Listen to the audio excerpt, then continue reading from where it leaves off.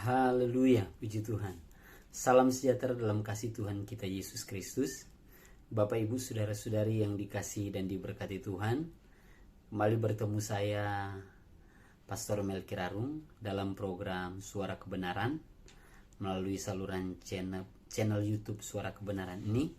Dan kali ini kita akan ada dalam sebuah pembahasan. Ya, dan pembahasan kali ini kita akan berbicara mengenai satu topik yang sangat menarik dan begitu hangat ketika ini dibahas dan dibicarakan.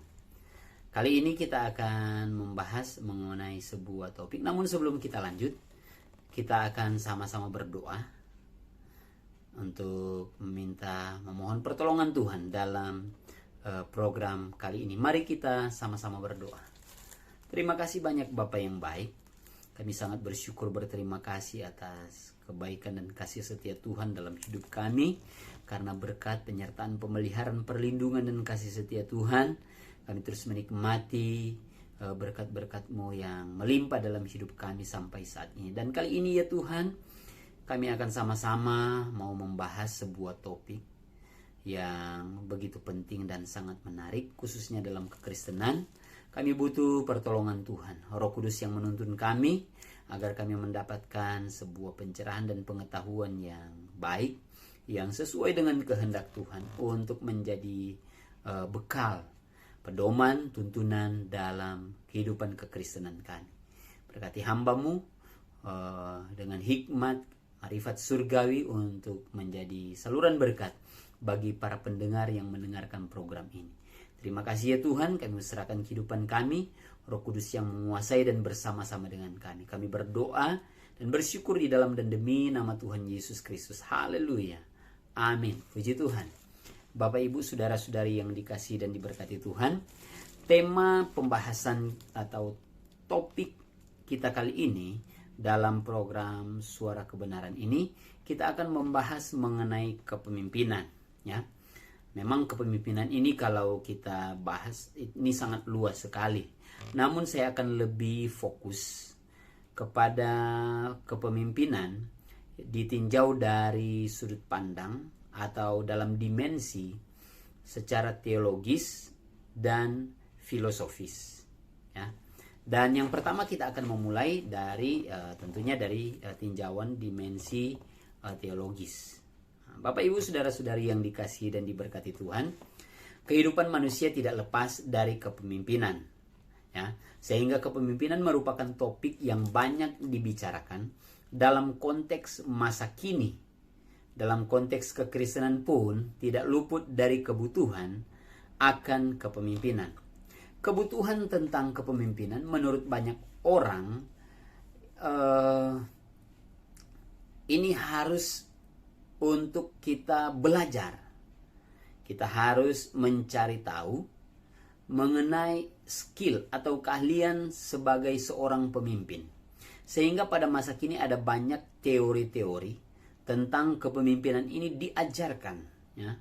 Baik dalam bentuk seminar, dalam bentuk training, di acara retreat itu banyak dibahas mengenai kepemimpinan. Sehingga ini menjadi sebuah kebutuhan penting dalam kehidupan kekristenan. Dan sebagai orang Kristen atau sebagai anak-anak Tuhan, terima atau tidak, atau kita sadar atau tidak, berbicara mengenai kepemimpinan ini sangat penting, ya. Sangat penting dan menjadi kebutuhan. Sehingga perlu untuk kita pelajari mengenai skill atau keahlian tentang kepemimpinan ini. Namun dalam teologi Kristen, mempelajari skill kepemimpinan tidaklah cukup. Ada hal-hal yang lebih dalam yang perlu dan penting untuk kita pahami tentang sebuah kepemimpinan. Oleh karena itu, Bapak Ibu saudara-saudari yang dikasihi dan diberkati Tuhan, melalui program ini kita akan melihat prinsip-prinsip kepemimpinan dalam perspektif teologis dan filosofis. Dan dalam tinjauan teologis, kita akan sama-sama membahas tentang kepemimpinan menurut dimensi teologis, kristologis, pneumatologis, misiologis, dan eskatologis. Jadi ada 5 hal yang akan kita perhatikan. Dan selanjutnya kita akan bahas kepemimpinan dalam konteks filosofis. Ya. Dengan demikian, melalui program kali ini, kita akan sama-sama melihat sebuah pembelajaran atau studi secara integratif dalam mengakomodir pemikiran teologis dan filosofis untuk membangun konsep kepemimpinan Kristen yang memuliakan Allah dan memberikan dampak kepada sesama yang dipimpin.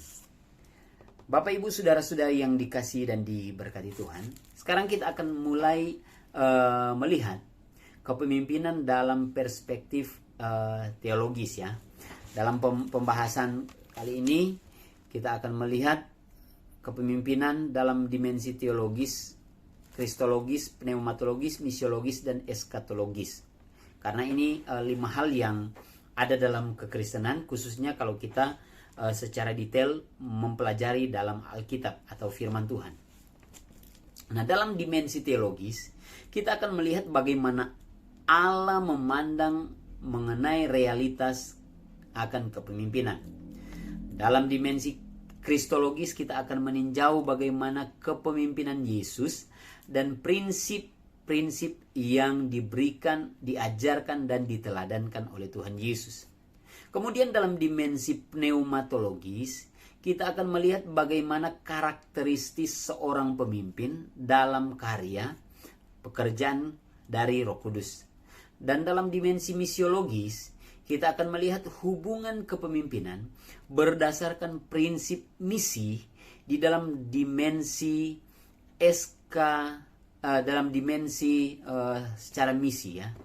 Kemudian yang terakhir, kita akan melihat kepemimpinan ini menurut atau dalam dimensi eskatologis, ya, mengenai visi seorang pemimpin. Nah, Bapak, Ibu, saudara-saudari yang dikasihi dan diberkati Tuhan, kita akan melihat dari hal yang pertama. Kepemimpinan ditinjau dalam dimensi teologis atau menurut doktrin Allah. Pertanyaan mendasar ialah bagaimana Allah memandang realitas tentang kepemimpinan. Prinsip kepemimpinan telah diberikan Allah dalam awal mula penciptaan manusia. Dalam mandat budaya, Allah telah memberikan mandat agar manusia berkuasa atas ciptaan. Kita bisa baca dalam kitab Kejadian pasal yang pertama, ayat 26 sampai dengan ayat yang ke-28. Supaya kita sama-sama bisa melihat dan memperhatikan itu, kita lihat saja dalam Kejadian 1 ayat 26 sampai 28. Demikian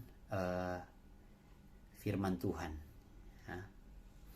Berfirmanlah Allah, baiklah kita menjadikan manusia menurut gambar dan rupa kita, supaya mereka berkuasa atas ikan-ikan di laut, dan burung-burung di udara, dan atas ternak, dan atas seluruh bumi, dan atas segala binatang melata yang merayap di bumi. Jadi ada kata berkuasa, ya. Maka Allah menciptakan manusia itu menurut gambarnya. Menurut gambar Allah diciptakannya dia, laki-laki dan perempuan diciptakannya mereka. Oleh karena prinsip kepemimpinan telah Allah berikan dalam diri manusia, hal tersebut terbukti dengan Adam menamai semua binatang. Ini menunjukkan adanya fungsi kepemimpinan yang sudah dilakukan oleh Adam. Namun setelah kejatuhan manusia ke dalam dosa, fungsi kepemimpinan ini akhirnya rusak.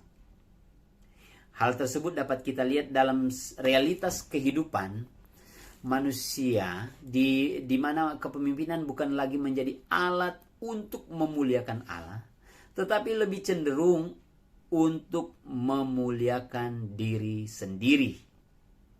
Mengatasi hal tersebut, Allah memberikan hukum-hukum agar manusia mengerti kepemimpinan dari sudut pandang atau menurut doktrin Allah. Namun hal tersebut juga membuat manusia gagal memenuhi standar Allah. Karena fakta dalam Alkitab menunjukkan bahwa Allah memberikan para orang-orang tertentu menurut pilihan Allah, seperti raja, nabi, imam, kemudian ada hakim-hakim, untuk memberikan kepemimpinan khususnya kepada umatnya pada waktu itu, yaitu bangsa Israel. Jadi dalam perspektif teologis, kepemimpinan itu dimulai dari Allah, oleh Allah dan kepada Allah. Ini prinsip menurut firman Tuhan dalam Roma 11 ayat 36.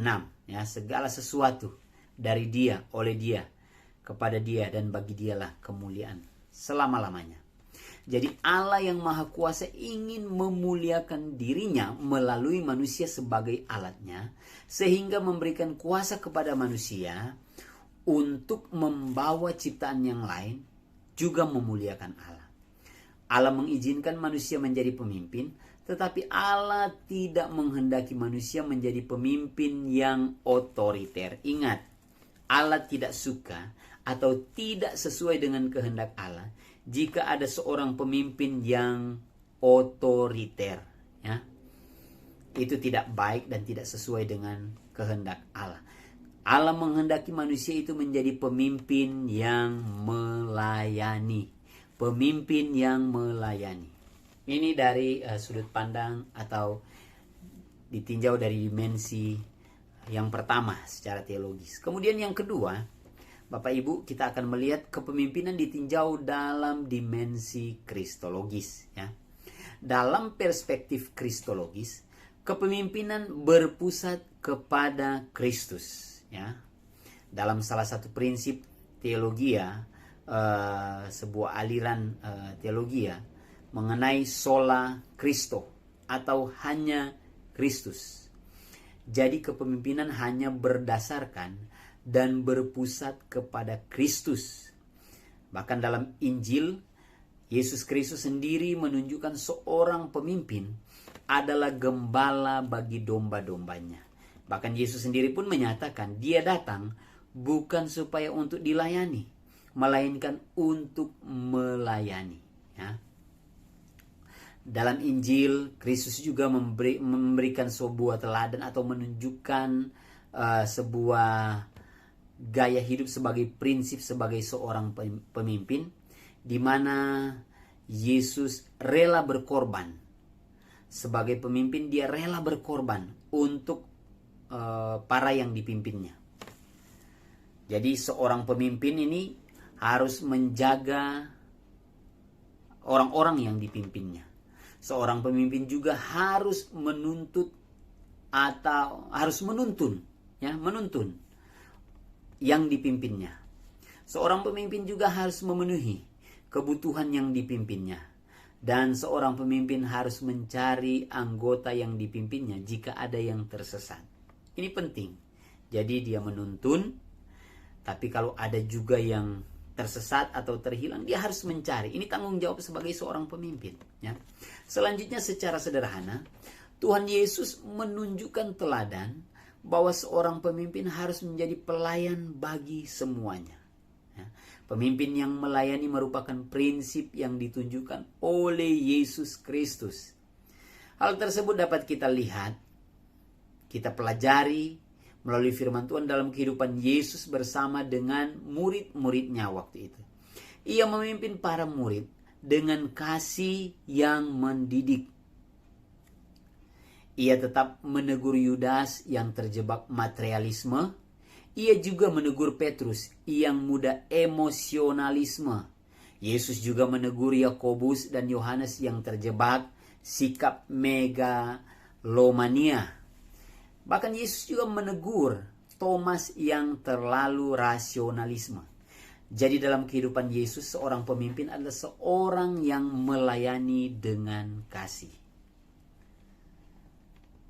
Artinya Yesus mau mengajarkan dan menunjukkan teladan bahwa pemimpin juga itu harus memiliki sebuah wibawa rohani untuk menegur kesalahan orang-orang yang dipimpinnya. Jadi Bapak Ibu saudara-saudari yang dikasihi dan diberkati Tuhan, Yesus mengangkat Petrus menjadi pemimpin jemaat. Itu artinya Tuhan Yesus mengizinkan adanya kepemimpinan dalam kehidupan orang percaya.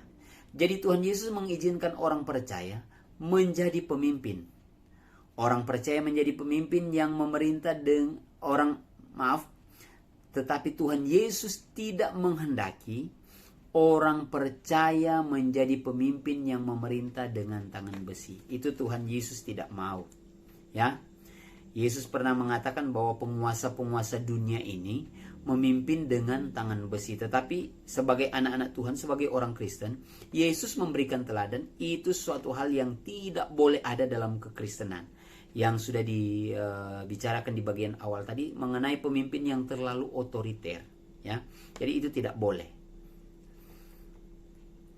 Bapak Ibu saudara-saudari yang dikasihi dan diberkati Tuhan, Tuhan Yesus menghendaki orang percaya, anak-anak Tuhan, pengikut Kristus atau orang Kristen dalam kekristenan itu. Pemimpin itu harus memimpin dengan kasih yang mendidik, ya.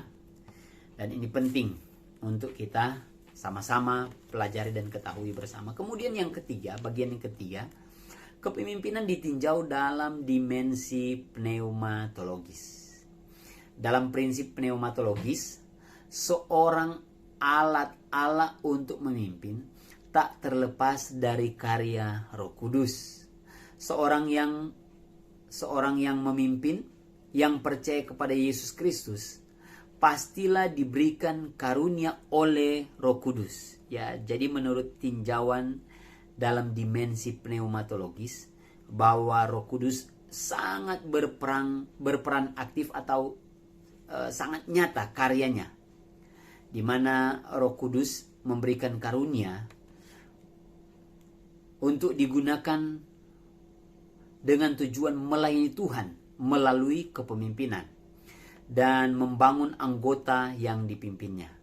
Seorang tokoh reformasi atau reformator dalam kekristenan, khususnya dalam Kristen Protestan, itu pernah mengatakan bahwa ketika Roh Kudus berkarya, ia tidak serta-merta menghilangkan karakteristik manusia tersebut, tetapi ia akan merubah arah dari karakteristik orang tersebut. Jadi seorang pemimpin dengan temperamen apapun, temperamen yang bersifat dasar seperti melankolis, sanguin, kolerik atau flegmatik, itu tidak ada perubahan, tetapi arahnya, tujuannya yang diubah. Jadi tidak menghilangkan temperamen dasarnya, tetapi temperamen tersebut diarahkan sesuai dengan tujuan, sesuai dengan kehendak Allah. Roh Kudus yang berkarya dalam diri seseorang memberikan dampak praktis, yaitu terlihatnya buah roh, ya, dalam kehidupan seorang pemimpin, ya. Dalam Galatia pasal 5 ayat 22-23 kita bisa baca di sana, bahkan mungkin kita sudah sering dengar, menjadi ayat hafalan bagi kita mengenai 9 buah roh. Dan ini merupakan sebuah hasil kolaborasi antara umat Tuhan, anak-anak Tuhan yang percaya kepada Tuhan Yesus Kristus dengan pertolongan dari Roh Kudus, yang menghasilkan buah roh. Jadi Roh Kudus mengoperasikan firman Tuhan untuk membentuk kehidupan seorang pemimpin menjadi sesuai dengan kehendak Allah. Jadi kualitas utama yang terjaga dari seorang pemimpin yang dipimpin oleh Roh Kudus adalah kekudusan hidupnya. Itu tetap terjaga. Menurut seorang hamba Tuhan pernah mengatakan, hamba Tuhan yang dipakai oleh Tuhan, bahwa karya Roh Kudus yang tidak bisa dipalsukan oleh setan atau oleh iblis adalah kekudusan hidup. Kalau karunia-karunia lain mungkin bisa dipalsukan, atau ada orang-orang tertentu yang bisa memalsukan karunia-karunia Roh Kudus. Tetapi salah satu karunia yang tidak bisa dipalsukan oleh siapapun dan oleh apapun, yaitu tentang kekudusan hidup. Jadi seorang pemimpin adalah seorang yang berintegritas. Ingat, seorang pemimpin Kristen adalah seorang yang berintegritas. Karena prinsip ini didorong oleh Roh Kudus. Maka jadilah pemimpin yang mau dipimpin oleh Roh Kudus. Ingat, jadilah pemimpin yang mau dipimpin oleh Roh Kudus. Pemimpin yang taat pada Allah sesuai dengan firman Tuhan. Dan kita ketahui bersama bahwa kalau Roh Kudus memimpin kita, Roh Kudus akan memimpin sesuai dengan apa yang Tuhan kehendaki atau apa yang tertulis sesuai dengan firman Tuhan dalam Alkitab. Ini ditinjau dari dimensi pneumatologis. Kemudian yang keempat, kita akan melihat kepemimpinan ditinjau dalam dimensi misiologis. Dalam dimensi misiologis, kita akan berpusat kepada karya inkarnasi Yesus Kristus. Kalau kita membaca dalam Yohanes pasal yang pertama, Injil Yohanes 1 ayat 14, firman Tuhan mengatakan, firman itu menjadi manusia. Kalau menurut bahasa Yunaninya, kai hologos sar egeneto. Jadi Allah sungguh-sungguh menjadi manusia di dalam dan melalui Yesus Kristus. Prinsip ini menunjukkan bahwa Allah mencari manusia yang berdosa. Allah yang berinisiatif mendamaikan manusia dengan dirinya. Allah yang tak terbatas rela membatasi dirinya untuk dapat hadir di tengah-tengah ciptaannya. Dari prinsip misiologis ini, kita dapat belajar bahwa seorang pemimpin harus berani datang atau turun ke bawah untuk menyelesaikan masalah. Ini sangat penting. Seorang pemimpin itu harus berinisiatif menjangkau anggotanya yang terhilang. Jadi seorang pemimpin jangan hanya duduk enak di kursi jabatannya, tetapi dia harus mengambil teladan bagaimana Allah melalui Yesus Kristus itu rela datang ke dalam dunia, mengambil rupa sama dengan manusia menjadi hamba. Itu harus juga kita teladani sebagai seorang pemimpin, ya, harus rela turun ke bawah, ya. Seperti kita ketahui, presiden kita di Indonesia, Bapak Joko Widodo itu terkenal dengan presiden atau pemimpin yang sangat merakyat. Karena dia banyak kali turun ke bawah. Berbeda dengan pemimpin-pemimpin atau presiden yang lain atau sebelumnya yang duduk manis di kursi jabatannya. Hanya hadir di acara-acara yang sifatnya wah dan begitu menghebohkan. Tetapi kalau Pak Jokowi ini dia rela turun ke bawah. Bahkan saya membaca sebuah berita, satu-satunya presiden yang paling sering mengunjungi daerah Papua dan daerah-daerah terpencil hanya presiden kali ini, Bapak Joko Widodo. Dan ini perlu juga untuk kita perhatikan, ya. Karena Allah memberikan teladan khususnya bagi kita orang Kristen, ya. Karena yang di luar Kristen saja bisa melakukan, apalagi kita dalam kekristenan sebagai orang Kristen. Jadi harus memiliki inisiatif untuk menjangkau anggota atau rela turun ke bawah. Seorang pemimpin harus menunjukkan solidaritasnya kepada anggota yang dipimpinnya. Jadi Allah mengizinkan kita memimpin, tetapi Allah tidak menghendaki kita mengabaikan anggota kita. Jangan nanti sudah jadi pemimpin lewat sebuah pemilihan akhirnya melupakan bawahannya, ya. Jangan, itu tidak boleh, ya. Tuhan menghendaki kita merangkul dan menjangkau anggota yang kita pimpin, ya. Ini semua, ya. Jangan hanya di kubu yang kita anggap oh ini yang pilih kita, ini yang mendukung kita. Tapi semua anggota harus kita rangkul, ya. Dan ini sangat baik jika ini diterapkan. Kemudian kita akan masuk pada poin yang kelima, ya. Kepemimpinan ditinjau dalam dimensi eskatologis, ya. Prinsip eskatologis adalah prinsip tentang masa yang akan mendatang. Yesus mengajarkan tentang hal-hal yang sifatnya eskatologis, yaitu kemenangan orang percaya, ya. Nanti ada kemenangan yang bersifat kekal, ya. Oleh karena itu seorang pemimpin dalam kepemimpinan Kristen juga harus mampu memandang ke depan. Atau yang lebih sering kita dengar dengan seorang pemimpin yang visioner, yang memiliki visi untuk memimpin. Dan visi tersebut haruslah selaras dengan firman Tuhan. Ingat, visi kepemimpinan dalam kekristenan itu harus selaras sesuai dengan firman Tuhan.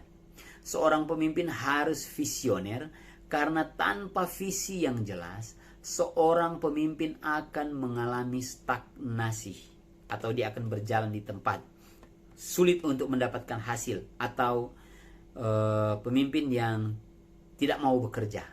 Ya. Jadi Allah mengizinkan kita menjadi seorang pemimpin, tetapi Allah tidak menghendaki kita memimpin tanpa visi. Allah tidak mau kalau kita menjadi pemimpin tanpa visi. Allah menghendaki kita memimpin dengan visi, dan visi itu harus selaras dengan visi Allah, yaitu menurut firman Tuhan. Itulah kelima hal yang kita perhatikan dan kita lihat dalam kekristenan mengenai kepemimpinan. Kemudian kita akan masuk pada tinjauan yang kedua, tinjauan secara filosofis, ya, secara filosofis. Jadi kepemimpinan secara filosofis. Seorang filsuf yang sangat terkenal, yaitu Plato, memiliki sebuah konsep tentang filsuf raja. Ya. Istilah ini menggambarkan tentang sebuah konsep bahwa seorang pemimpin adalah seorang filsuf. Jadi seorang pemimpin itu adalah seorang filsuf menurut Plato. Seorang yang memimpin memiliki kemampuan dan kebijaksanaan atau sophia. Jika seorang filsuf menjadi pemimpin, maka pemikiran idealisme akan membentuk sebuah kehidupan yang ideal bagi orang-orang yang dipimpinnya. Karena seorang filsuf pastilah berpikir sampai pada titik kebenaran. Namun sebuah pemikiran filosofis mengatakan bahwa seorang yang memimpin adalah seorang yang menguasai, dan seorang yang menguasai adalah seorang yang tahu. Ini penting ya, secara filosofis. Memang pemikiran filosofis tentang kepemimpinan memberikan banyak masukan baik dalam mengembangkan kepemimpinan. Namun pemikiran filosofis juga memiliki sebuah keterbatasan atau kelemahan, ya. Moralitas justru memiliki peranan penting dalam kepemimpinan. Pemimpin yang tak bermoral akan mudah dijatuhkan. Oleh karena itu, moralitas menentukan berdirinya seorang pemimpin. Sedang kita perlu untuk ingat, jadi seorang pemimpin itu harus memiliki sebuah moralitas yang baik. Jika seorang pemimpin itu tidak memiliki moralitas yang baik, itu sedang mengarah kepada kehancuran. Dalam aspek filosofis yang lain, kita akan membahas filosofi segitiga kepemimpinan dan dalam konsep kekristenan. Dalam konsep segitiga kepemimpinan menunjukkan bahwa puncak segitiga ada di bawah dan kaki segitiga di atas atau posisi segitiga yang terbalik. Artinya, jika kita menjadi pemimpin, maka kita harus siap menanggung beban semua yang kita pimpin. Ini prinsip kepemimpinan segitiga dalam kekristenan. Kita harus menjadi pemimpin yang siap untuk menanggung beban semua yang kita pimpin. Kita harus siap melayani mereka yang kita pimpin. Kepemimpinan bukan ajang untuk kita memegahkan diri, tetapi kepemimpinan adalah waktu kita harus siap benar-benar merendahkan hati di hadapan Tuhan dan sesama. Dengan demikian kepemimpinan tersebut berkarakter hamba. Dan ini sangat penting. Jadi mari Bapak Ibu Saudara-saudari yang dikasihi dan diberkati Tuhan, melalui pembahasan kita kali ini dalam program Suara Kebenaran mengenai atau tentang topik kepemimpinan, kita sudah mendapatkan dua pandangan secara singkat. Yang pertama ditinjau dari segi dalam dimensi teologis, dan di dalamnya ada hal-hal yang sudah kita bahas sampai 5 poin secara teologis. Ada ditinjau dari mulai dari kristologis, ya, itu kita sudah bahas bersama. Kemudian ditinjau dari dimensi pneumatologis, kemudian dari dimensi misiologis dan eskatologis. Kemudian kita juga sudah mendapatkan sebuah pandangan umum secara filosofis dari tokoh yang saya sudah sampaikan tadi, yaitu Plato. Prinsip kepemimpinan secara filosofis bagaikan seorang raja yang memiliki sebuah pemahaman pengetahuan yang harus memadai. Tetapi ketika digabungkan bahwa kepemimpinan yang luar biasa itu harus kepemimpinan yang sesuai dengan kehendak Allah, sesuai dengan firman Tuhan.